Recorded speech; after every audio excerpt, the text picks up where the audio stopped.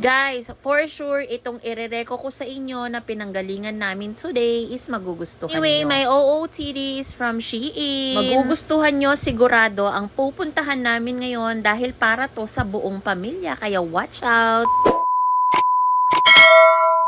So guys, hello again! So ito na yung ating birthday dinner. Dahil nung November 6, may sakit tayo. So ngayon tayo magsa-celebrate ng ating birthday. 33 years old, ayan. So, ito yung ating outfit. Nako, nakapambahay pa tayo ng chinelas. So, yung outfit natin, again, from Shein lang, turn na yan. And yung bag ko is sponsored lang din. Bigay lang din. So, ito yung outfit natin for today. Hindi ko rin alam kung saan tayo magdi-dinner. Ano? Kaya hindi ko rin alam kung saan tayo magdi-dinner. Pero for sure, isi-share ko sa inyo pag maganda yung place. So, ito na si birthday girl.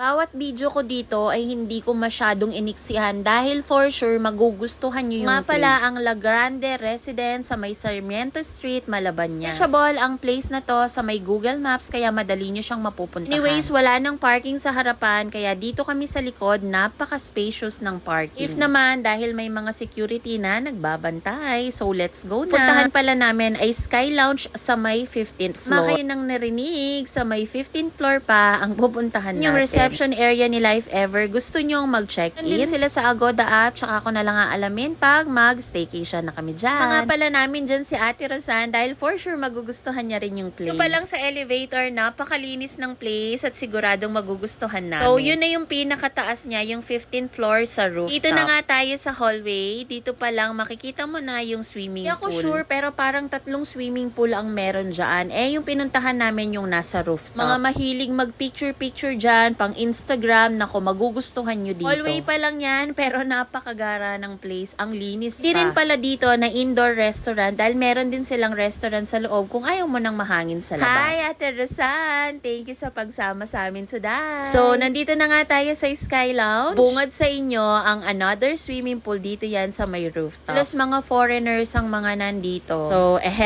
sa mga naghahanap.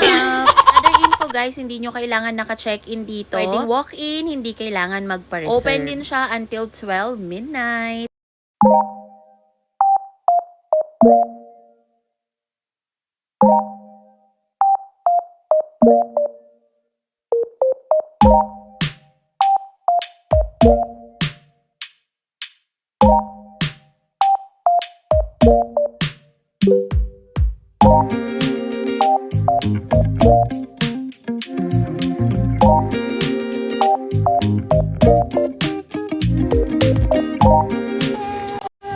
Grabe yung view.